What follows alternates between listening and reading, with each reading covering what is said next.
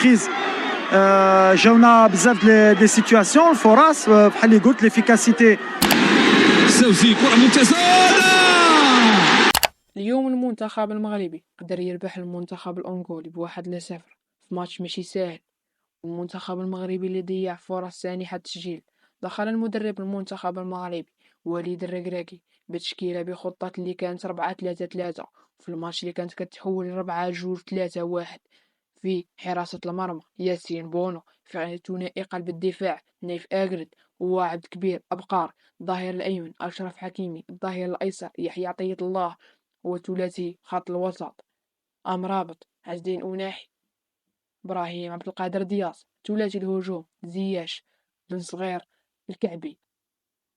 المهم نبداو بأداء اللاعبين الجدد لأول مرة يحملون قميص المنتخب المغربي. فنبداو بجوهرة ريال مدريد إبراهيم دياز اللي قدم مباراة جيدة، اللي كان له محاولات. واحد الحاجة اللي لاحظتها في اللاعبين، لأي لاعب كان كيشد الكرة يقلب على إبراهيم دياز باش يماركي، واللاعب الوحيد اللي غادي يتحرك أو يتظلم بقدوم إبراهيم دياز هو عزدين أوناحي، اللي كانوا عنده مهام دفاعية أكثر من مهام هجومية كما توعدناه، واللي ما قدمش مباراة جيدة كما كنا كنشوفوه مع المنتخب المغربي.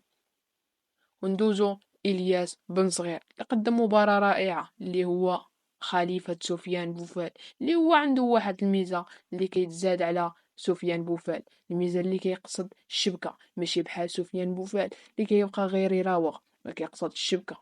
وهدف اللي كان جا من جهة اليسرى، مجهود كبير من يحيى عطية الله، وخا ماركا المدافع المنتخب الأنغولي، ولكن مجهود من سفيان رحيمي وحياة الله. وهنا غادي يتسالى الفيديو. إلا وصلتي حد لهنا ما تنساش تفاعل معنا بواحد اللايك والاشتراك باش توصل بجميع أخبار عن المنتخب المغربي.